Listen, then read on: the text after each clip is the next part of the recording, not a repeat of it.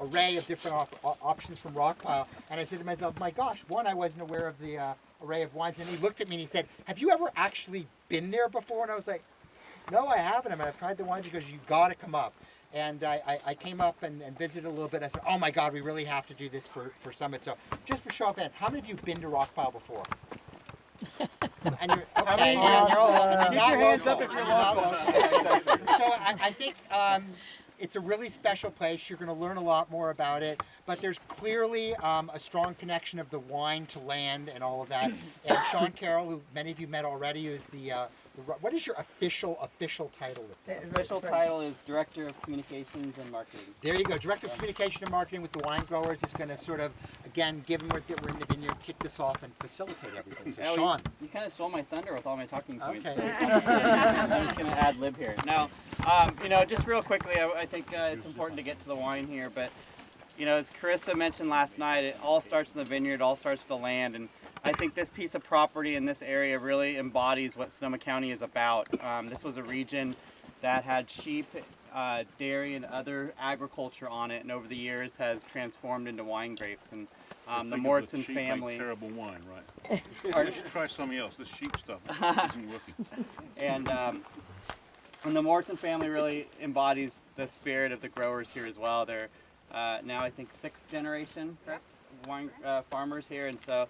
All on the same property and pieces of land, and so there really is a legacy and heritage to try to preserve this land and agriculture and really make a name for this area. And I'm really proud of Rockpile too, just as no one's been here, and this is something that I think is great about Sonoma County is there are so many little pockets and little microclimates and sub-regions within AVAs and smaller AVAs that are undiscovered because there's just so much diversity here that most people don't necessarily get to places like this. They tend to stay in Dry Creek Valley or Alexander Valley or the places that are more kind of common in the public eye. So, and our gates are always locked up here too. That's yes, exactly.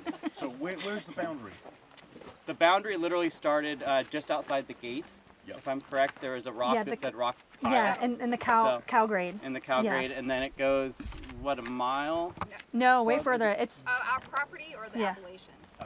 Oh, way up. Yeah, we're 15,000 acres total, but only about 300 plantable. Right. They had a question about that in the certified specialist in wine exam. Did you get it right? I did, because I had dinner with her. Yeah.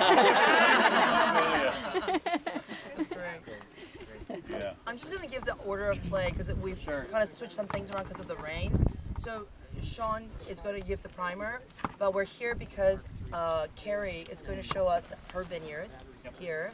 And if you guys, we're going to go through 3 different wines with 3 different wineries. And you see this little knoll up here, it's climbable and it's actually really cool. And if you want to learn about the boundaries of Rockpile, you really need to go up there. And Carroll's baked biscotti, so if you don't climb up there, you don't get it. No, I think you guys should all try to go up there because it's an amazing view of the Appellation going, You're only north. saying that because the fence is electrified. I need more wine for that. We've got plenty of wine. Yeah.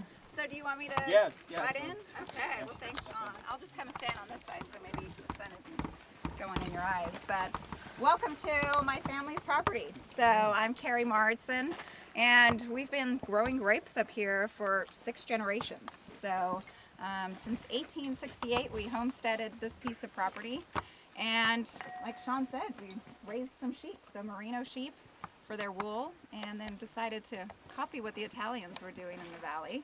And planted some vineyard in 1884 was our first vineyard planted. And when you guys, I don't know if you noticed, when you went over the lake, so the bridge over there, a lot of our vineyard was right there underneath the lake. So we lost 3,300 acres to this lake back in the early 60s. They finished the dam wall in the early 80s in 1982. So it was very devastating for the family. 3,300 acres, all our vineyard, all our barns, all our houses are now underwater. So we were left with 700 acres. So this is part of the original homestead. So it's a very dear appellation to the family, and we take a lot of pride in farming it. We want to farm it for the next 6 generations. So, all I'm sure you've heard about sustainability. I mean, what is more sustainable than that is farming a piece of land for that long. So yeah, we always grew grapes, always sold our grapes, and we've been doing that for 6 generations. We still sell 90% of our grapes to other wineries. So we just kind of use what we want to use in our program, and we make about 12,000 cases. Up here on Rockpile, we actually grow. We were the largest vineyard owners. We have about 90 acres now of the almost 200 acres planted. So it is a teeny tiny appellation.